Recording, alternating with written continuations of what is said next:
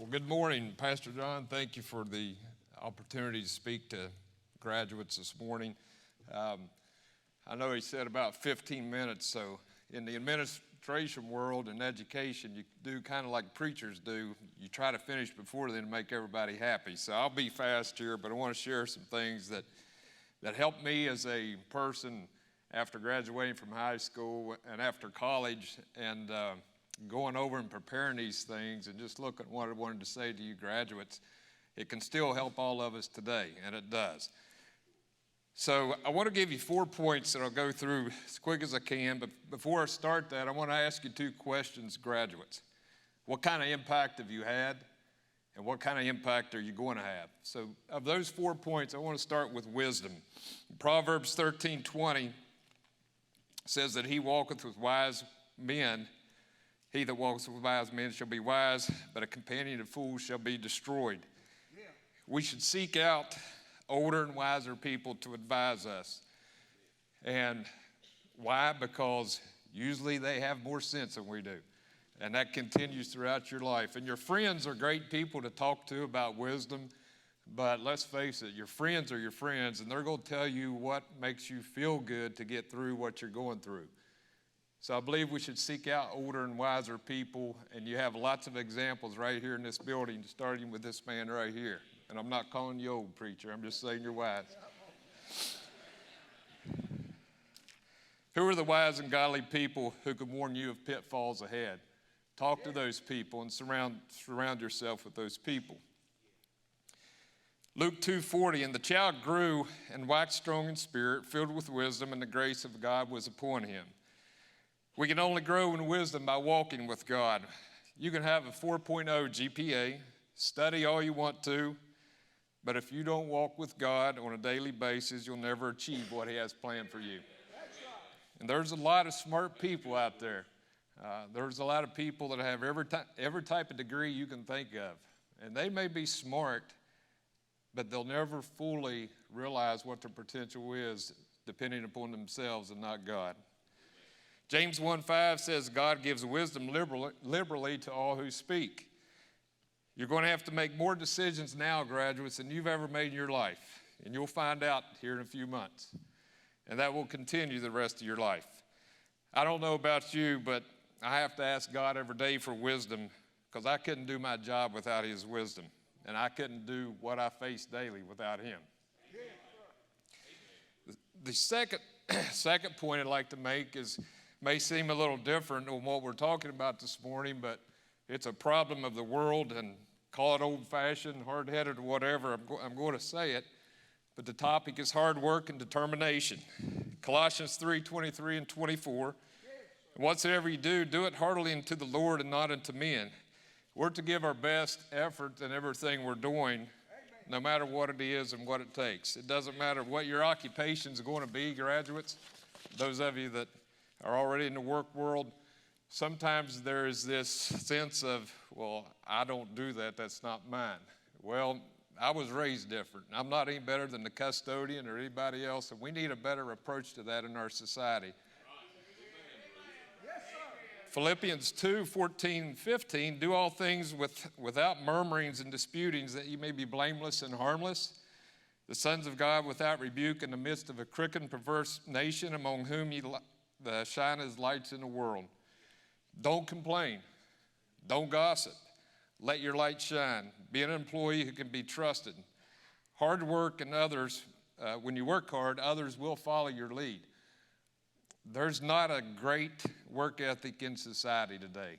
And I'm ashamed to say that, but even in the business I'm in, it's hard to find people that truly want to work and go above and beyond, so to speak. Galatians 6:9. And let us be weary in well-doing, for in due season we shall reap if we faint not. It can be discouraging day to day in your jobs, even in school. Those of you that headed to college now after graduating high school, to do what's right and see no tangible results. Keep doing what's right. Trust God for the results. And in due time you will harvest a blessing. Perseverance is the key. In this soft society we got to be tough. We got to keep pushing every day. Don't give up.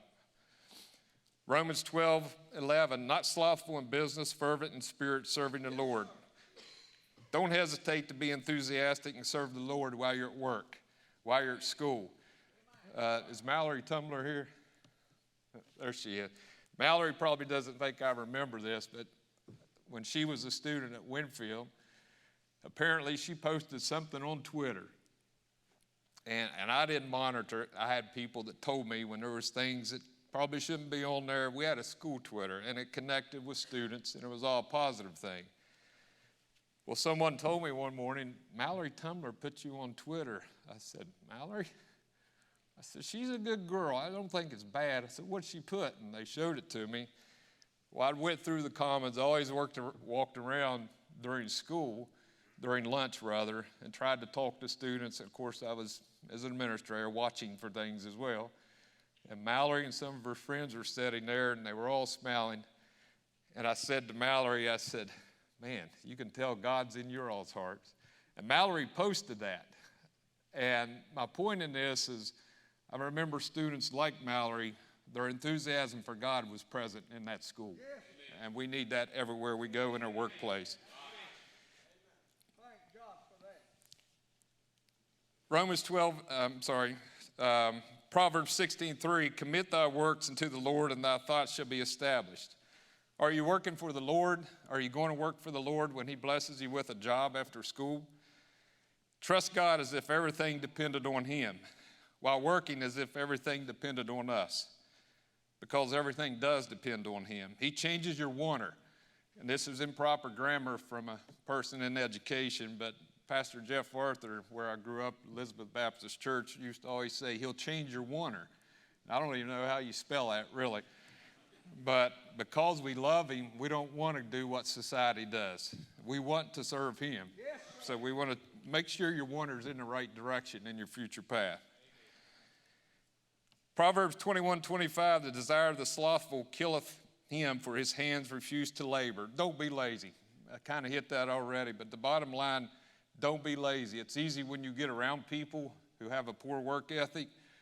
I think, maybe I'm wrong, but Pastor John, as Christians, we're to have a good work ethic and work hard and set an example.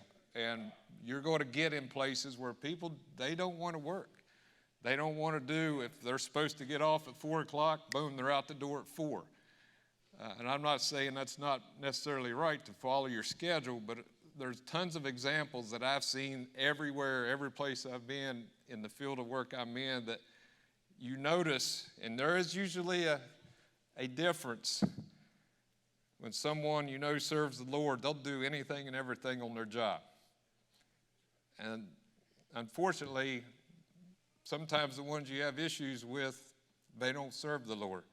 And there is a difference, so let your light shine. Yes, sir. The next point I'd like to talk about is how to succeed in God's eyes. And I'm going to go through these kind of quick, but they're all out of Proverbs.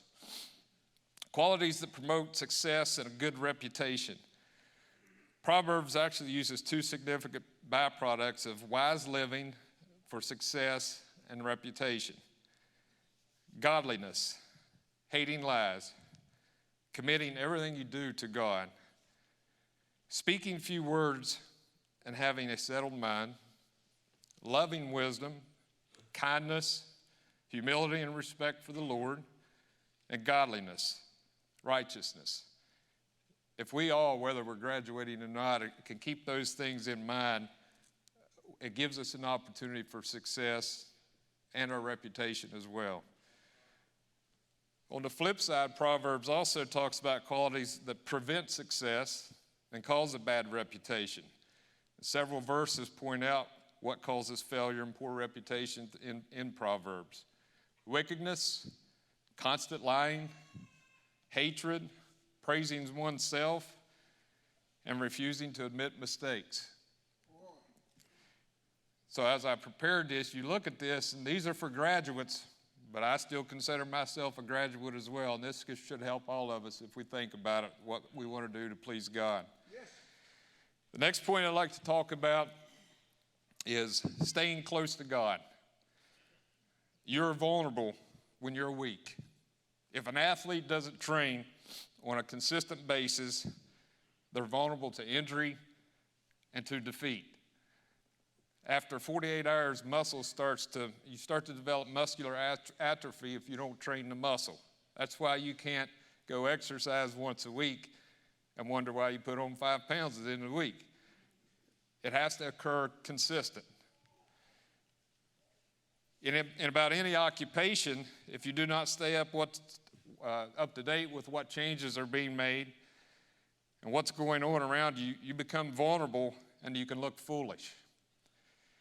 If you don't get the proper nutrition daily, you get weak.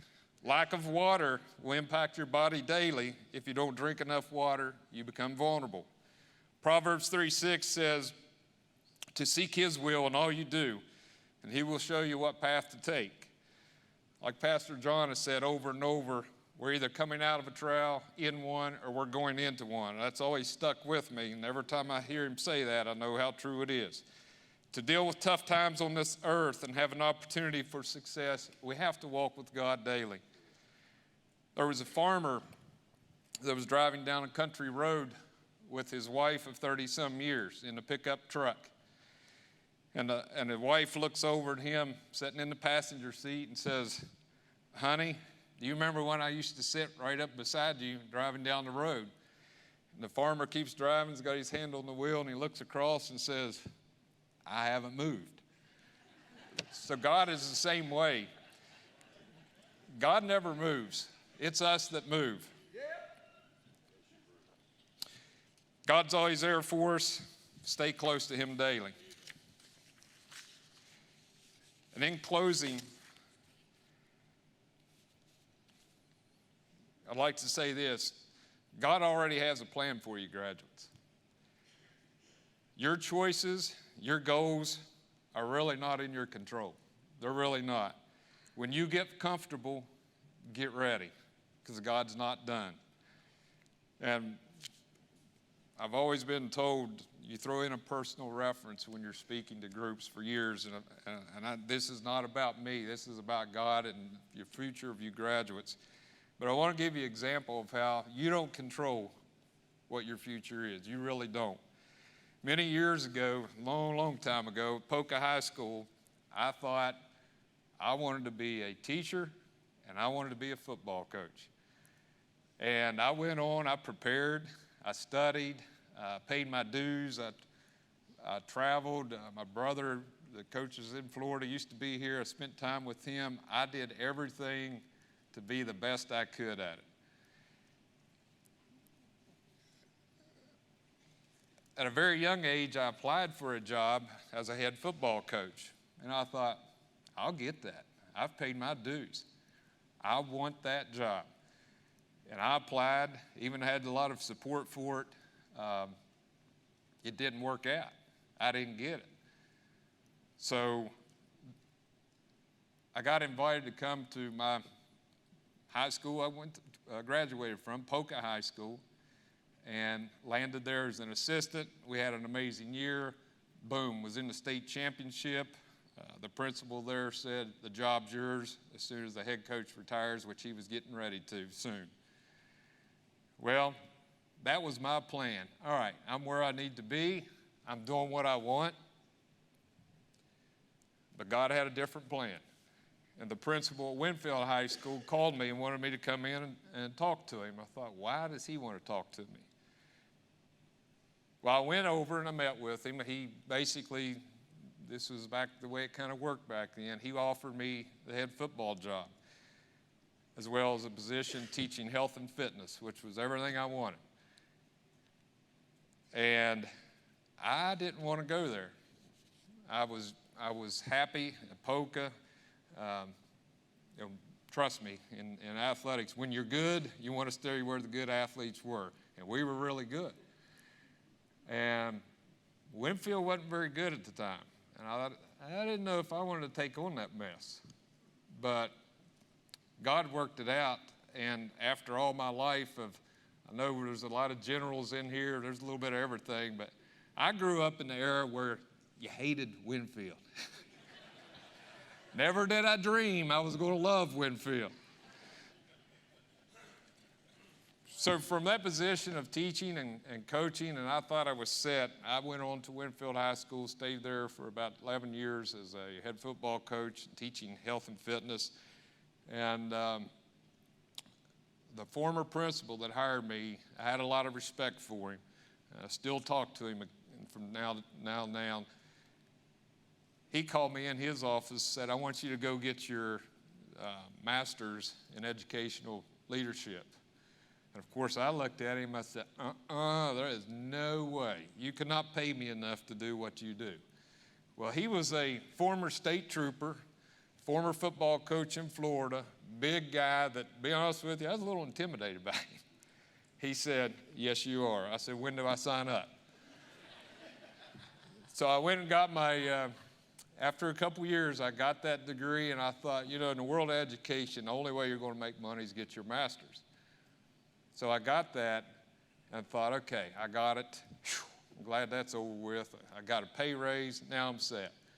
Well, then the principal of Winfield High comes to me and says, I want you to become the AD. And I was like, and assistant principal. I said,